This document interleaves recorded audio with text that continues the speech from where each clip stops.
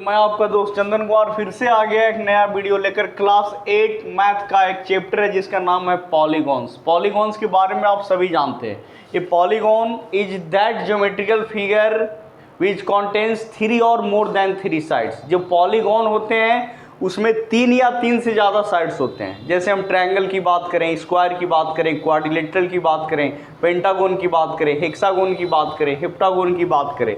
बस याद रखना है कि वैसे ज्योमेट्रिकल फिगर, वैसे ज्योमेट्रिकल प्लेन फिगर। अब हम यहाँ बात करने वाले हैं प्लेन फिगर्स के बारे में। तो ये जैसे आप ग्रीन बोर्ड देख रहे हो तो ये एक प्रकार का प्लेन है।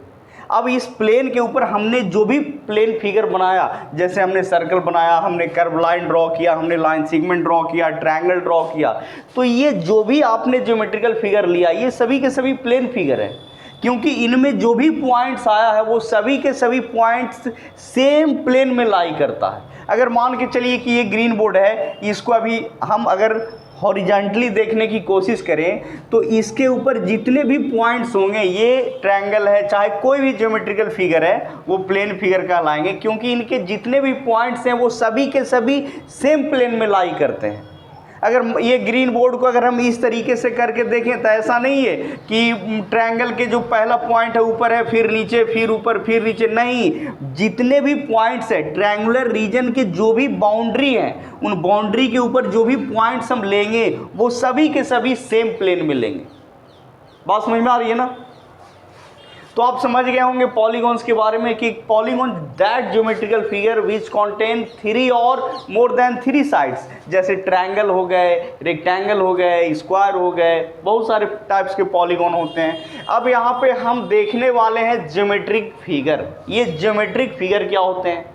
तो याद रखना है कि any sets of points A geometric figure may be A set of 1 point और सेट्स ऑफ मेनी पॉइंट्स। ये जो ज्योमेट्रिकल फिगर होते हैं या तो इनमें एक पॉइंट होते हैं या फिर एक से ज़्यादा पॉइंट्स होते हैं। तो हमने यहाँ पे एक पॉइंट ए लिया, हमने एक लाइन सेगमेंट ए भी लिया, आप रे भी ले सकते हो, हम यहाँ पे रे भी ले सकते हैं। अब यहाँ पे मान लो कि हमने ओ ए रे लिया, हम लाइन भी ले सकते हैं। तो ये जो ज्योमेट्रिकल फिगर होते हैं इनमें या तो एक पॉइंट्स होते हैं या फिर मेनी पॉइंट्स के कॉम्बिनेशन से बनता है। जैसे हमने तो यहाँ पे एक पॉइंट्स लिया, लेकिन ये जो लाइन सेगमेंट है इनके ऊपर इनफाइनाइट नंबर ऑफ पॉइंट्स आया। ये जो हमने कर्व लाइन लिया इसके ऊपर इनफाइनाइट नंबर ऑफ पॉइंट्स आया। ये जो आपने ट्रायंगल लिया है इसके ऊपर भी इनफाइनाइट नंबर ऑफ पॉइंट्स आएंगे। तो जो ज्योमेट्रिकल फिगर्स होते हैं उनमें या तो एक पॉइंट होगा या मेनी पॉइंट्स होंगे। मेनी पॉइंट्स का मतलब इनफाइनाइट नंबर ऑफ पॉइंट्स होगा। अगर आपने एक सर्कल लिया, जैसे हमने मान के चलो कि हमने एक सर्कल लिया, अब कोई भी रेडियस, कोई भी सेंटर का हमने सर्कल लिया, मान लो सेंटर ओ और रेडियस आर का हमने सर्कल लिया। अब ये जो सर्कल का ये जो बाउंड्री है इसके ऊपर जो पॉइंट्स होंगे वो नंबर ऑफ पॉइंट्स कितने होंगे? इनफाइनाइट नंबर ऑफ पॉइंट्स होंगे। तो ये क्या हो गए? ज्योमेट्रिकल फिगर हो गए, ज्योमेट्रिक फिगर हो गए। आइए हम बात करते हैं प्लेन फिगर्स के बारे में। ये जो प्लेन फिगर्स होते हैं, plane geometric figures are figures all of whose points lie in the same plane. These figures can be pictured on a flat surface. यानी जब भी हम प्लेन ज्योमेट्रिकल फिगर की बात करेंगे तो हम इसको फ्लैट सरफेस के ऊपर रिप्रेजेंट कर सकते हैं। जैसे मान के चलिए कि ये जो आपका कॉपी है, अब इस कॉपी के ऊपर हमने क्या बनाया? एक ट्रायंगल बनाया, एक सर्कल बनाया। तो अगर उसको हम इस वे में देखेंगे तो उस ट्रायंगल या सर्कल के जो भी पॉइंट्स हैं उसके बाउंड्री के ऊपर वो सभी के सभी सेम प्लेन में लाई करेंगे। ऐसा नहीं है कि एक ऊपर में दिखेगा एक नीचे में दिखेगा। यानी हम ज्योमेट्रिकल फिगर की अगर बात करें तो हमेशा प्लेन फ्लैट सरफेस के ऊपर ही प्लेन ज्योमेट्रिकल फिगर बनाए जाते हैं, प्लेन सरफेस। और ये क्या है? प्लेन सरफेस है। आपका ग्रीन बोर्ड क्या है? प्लेन सरफेस है। और इसी प्लेन सरफेस के ऊपर हम plane surface plane geometrical figure बना रहे हैं। जैसे हमने सर्कल बनाया, ट्रायंगल बनाया, या जो भी हम ज्योमेट्रिकल फिगर ड्रॉ करते हैं फ्लैट सरफेस के ऊपर, उनके जो भी पॉइंट्स होते हैं वो सभी के सभी सेम प्लेन में लाई करते हैं। इस बात को समझिएगा, सेम प्लेन में लाई करने का मतलब है कि इसके ऊपर मान लीजिए कि कंचा आपने देखा होगा, इसके ऊपर हमने 4 को कंचा रख दिया। अब जब हम इसको ऐसे करके देखेंगे वो तो सभी के सभी कंचे सेम प्लेन में होंगे। ऐसा नहीं है कि एक कंचा यहाँ है, दूसरा यहाँ है, तीसरा यहाँ है, चौथा कंचा वहाँ है। कंचा समझते हो ना, कांच की गोली जिससे बच्चे खेलते हैं। बात समझ में आ रही है ना? तो बस याद रखना है कि जो प्लेन ज्योमेट्रिक फिगर होते हैं उनको हम फ्लैट सरफेस के ऊपर, फ्लैट सरफेस का मतलब समतल पृष्ठ, उड्डा खावड़ नहीं होना चाहिए, उसमें रफनेस नहीं होना चाहिए, एकदम पूरी तरह से फ्लैट होना चाहिए। देखिए ये ग्रीन बोर्ड फ्लैट सरफेस है, हमने जो भी ज्योमेट्रिकल फिगर बनाया है अगर इसको देखने की भी कोशिश करें तो ये जितने भी पॉइंट्स हैं वो सभी के सभी सेम प्लेन में लाई करते हैं कि नहीं करते हैं? कहीं ऐसा तो नहीं ना है कि एक पॉइंट यहाँ है, दूसरा यहाँ है, तीसरा वहाँ, चौथा यहाँ, नहीं, जितने भी पॉइंट्स हैं वो सभी के सभी आंख बंद करने के बाद सेम प्लेन में लाई कर रहे हैं कि नहीं कर रहे? तो इस तरीके से आपको क्या हो गया, प्लेन ज्योमेट्रिक फिगर के बारे में आपको कवर हो गया कि प्लेन ज्योमेट्रिक फिगर को हमेशा हम फ्लैट सरफेस के ऊपर पिक्चर करते हैं, हमेशा फ्लैट सरफेस के ऊपर हम बनाते हैं। और प्लेन ज्योमेट्रिक जो फिगर होते हैं उनमें जो भी पॉइंट्स आता है, आपको तो स्टार्टिंग में ही आपने पढ़ा है किसके बारे में, ज्योमेट्रिक फिगर्स के बारे में। तो ज्योमेट्रिक फिगर्स हम एक पॉइंट को भी ज्योमेट्रिक फिगर बोलेंगे, और मेनी नंबर, वैसे ज्योमेट्रिकल फिगर जो मेनी नंबर ऑफ पॉइंट्स के कॉम्बिनेशन से बनता है उसको भी हम ज्योमेट्रिकल फिगर बोलेंगे। जैसे triangle, circle, square, infinite number of points के कॉम्बिनेशन से बना है। समझ में आ रही है ना? तो इस तरीके से टॉपिक कवर होता है। चलिए, तो हम यहाँ पे अब बात करने वाले हैं कर्व के बारे में। समझिएगा कि कर्व को हम कैसे ड्रॉ करते हैं। तो हमें यहाँ पे देखना है कि जब भी हम प्लेन के ऊपर पेंसिल को एक बार सटाने के बाद बिना उठाए हुए जो हम फिगर बनाते हैं उसी को हम कर्व कहते हैं। बिना उठाए हुए, जैसे हम बिना उठाए हुए बहुत सा फिगर बना सकते हैं। देखिए हमने यहाँ से स्टार्ट किया और बिना रिमूव किए हुए, ये देखिए बिना चौक को रिमूव किए हुए हम फिगर बना रहे हैं। फिर उसी तरीके से देखिए जहाँ से हमने स्टार्ट किया था, या ऐसा भी हो सकता है, देखिए बिना उठाए हुए, एक बार ये नहीं यहाँ पे आपने टच किया, बिना उठाए हुए जो हम फिगर बनाते हैं उसी को हम क्या कहते हैं, कर्व। कहता है picture of A set of points can be drawn without removing the pencil from the paper is called a curve. Curve का मतलब होता है कि जैसे ही आपने प्लेन के ऊपर अपने पेंसिल को एक बार टच कर दिया तो उसको बिना उठाए हुए जो फिगर बनता है उसी को हम क्या कहते हैं, कर्व कहते हैं।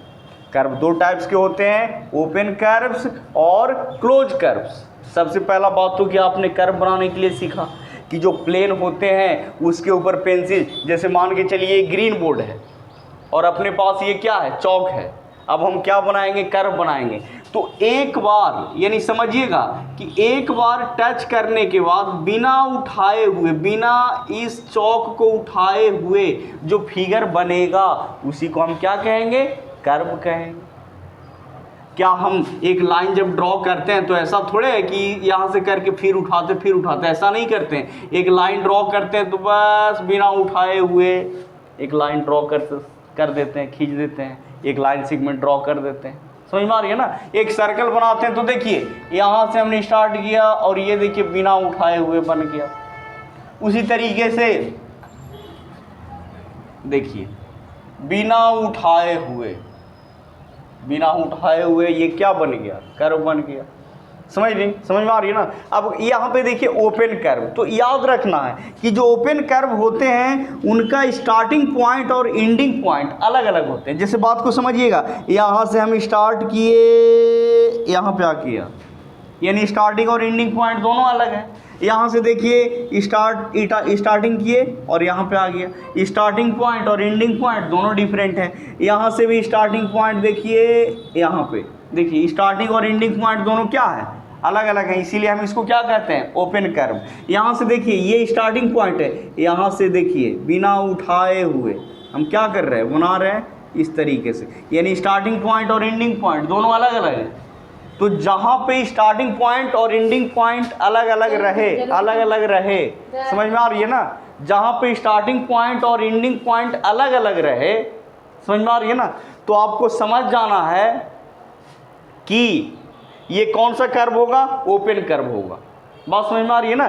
तो यहाँ पे भी देखिए स्टार्टिंग पॉइंट अलग है और एंडिंग पॉइंट अलग है। यहाँ से देखिए स्टार्टिंग पॉइंट अलग और एंडिंग पॉइंट अलग।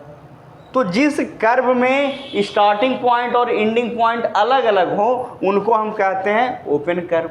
लेकिन क्लोज कर्व में ऐसा नहीं होता है, इसमें स्टार्टिंग पॉइंट एंडिंग पॉइंट दोनों सेम होता है। जैसे आप एक सर्कल बनाते हो, आप एक रेक्टेंगल बनाते हो, आप स्क्वायर बनाते हो। जैसे देखिए यहाँ से हमने सर्कल बनाना स्टार्ट किया, ये फिर यहीं पे आके रुक गया, यानी स्टार्टिंग और एंडिंग पॉइंट दोनों कोइंसाइड कर रहा है, दोनों सेम पॉइंट हो रहा है। यहाँ पे देखिए हमने यहाँ से स्टार्ट किया, मान लो यहाँ से स्टार्ट किया, इस तरीके से गया इधर, ये देखिए बनाया, फिर यहाँ से स्टार्ट किया, यानी स्टार्टिंग और एंडिंग पॉइंट सेम पॉइंट हो रहा है कि नहीं हो रहा है।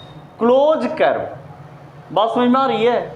तो आप अब समझ गए हैं क्लोज कर्व के बारे में कि जो स्टार्टिंग पॉइंट, यहाँ पे देखिए ओपन कर्व में स्टार्टिंग पॉइंट और एंडिंग पॉइंट क्या होता है, दोनों में हम सेम ही चीज़ कर रहे हैं। इसमें भी एक बार जब आपने प्लेन से चौक को टच कर लिया तो इसको बिना रिमूव किए हुए जो आप डायग्राम बनाते हो, फिगर बनाते हो, उसे हम क्या कहते हैं, कर्व कहते हैं। तो यहाँ पे भी तो ओपन कर्व बन रहा है और यहाँ पे क्या बन रहा है, क्लोज कर्व। दोनों सिचुएशन को देखिएगा, एक बार हमने यहाँ से टच किया और बिना उठाए हुए ये फिगर बना दिया, यहाँ से स्टार्ट किया बिना उठाए हुए बना दिया।